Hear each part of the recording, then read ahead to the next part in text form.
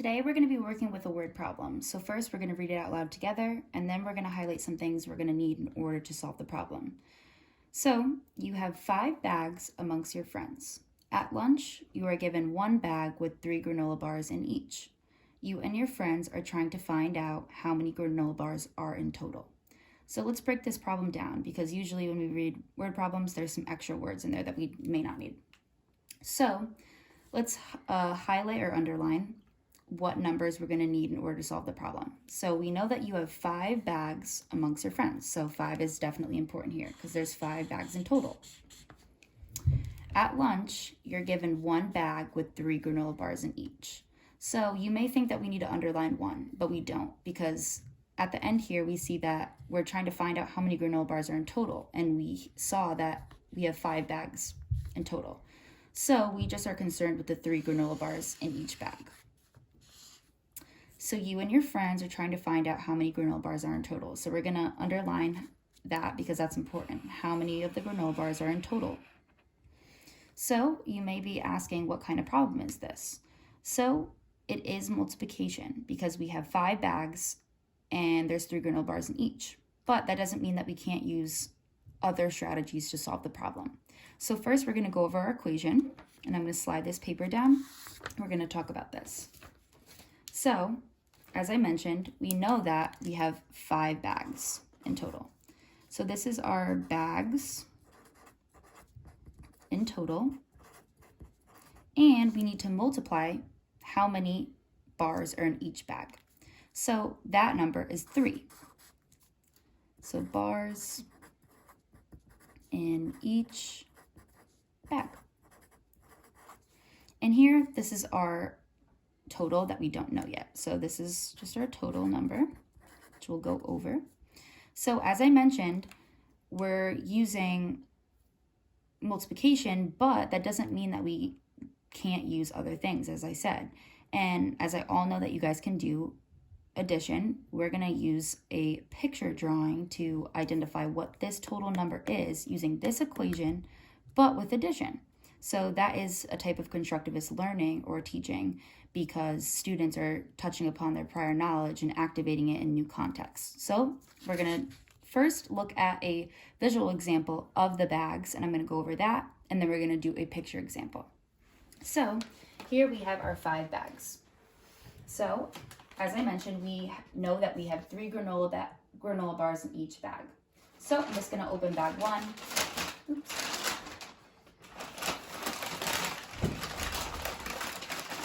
And count out the bars. So 1, 2, and 3.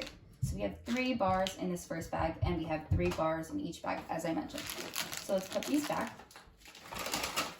And we're going to go back to this after I show you the picture example that we're going to do. Because let's say we didn't have the picture example, we may want to use a different strategy that can solve this problem if we don't have the bags in front of us. So as I mentioned, we could use addition to solve this problem.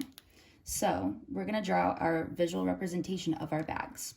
So we know that we have 5 bags. 1, 2, 3, 4, and 5. And we should always label our bags to make sure we know what we're doing. So we know that there's 5 bags in total. And we know that there's 3 granola bars in each. So we're going to draw those out. 1, 2, 3. 1, 2, 3. 1, 2, 3. 1, 2, 3. And 1, 2, and 3. So we know that we have our visual representation, but we have drawn it. So you may look at this and say, oh, well, I can just add up all the different granola bars in each bag from this picture. Yes, that's one way to solve it. So let's do that together. So 1, 2, 3, 4, 5, 6, 7, 8, 9, 10, 11, 12, 13, 14, 15. So that would be our total, because we can use addition, and we can look at it like this.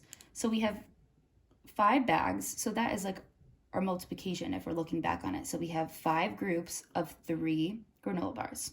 So if we look back at our equation here, as I mentioned, this is our 5 groups of 3. So we have 5 bags in total and 3 bars in each bag. So let's go back to this. There's another way we could solve this.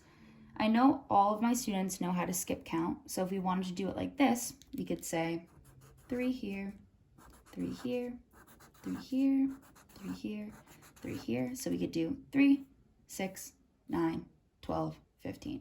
That's basically adding them. So if you wanted to add them and do a equation, we know 3 plus 3 is 6. And we know 3 plus 3 is also 6. So if we add these together, we're going to get 12. But we have one more 3, so we're going to drop that down. And 12 plus 3 equals 15 bars in total. Make sure you always label your work when you're doing a word problem, as we know. So now we could look at it a different way. So if this is a real life situation, which we're considering that it is, we're going to count all the granola bars in each bag. So let's take out this first bag.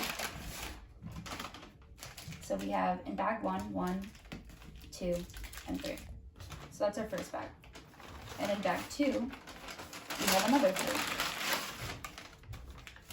So another 1, 2, and 3. Bag 3, 1, 2, 3. Bag 4. 1, 2, 3. And lastly, our bag 5, another 3 granola bars. So 1, 2, and 3.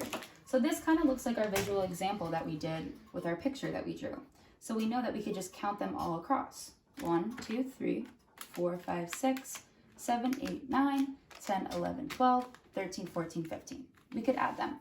But as I mentioned, and I broke apart, we could do groups of 3. So 1, 2, 3, 1, 2, 3, 1, 2, 3, 1, 2, 3, and 1, 2, 3.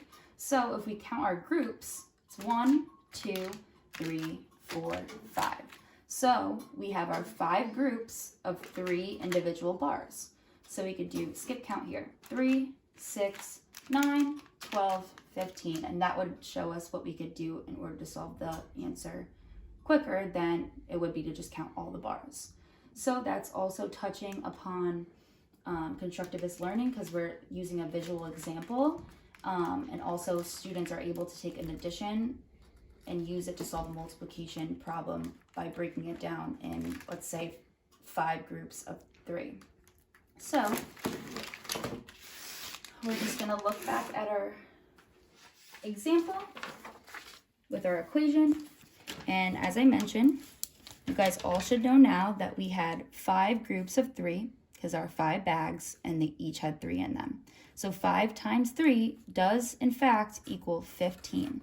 So let's rewrite our equation. 5 times 3 equals 15 bars.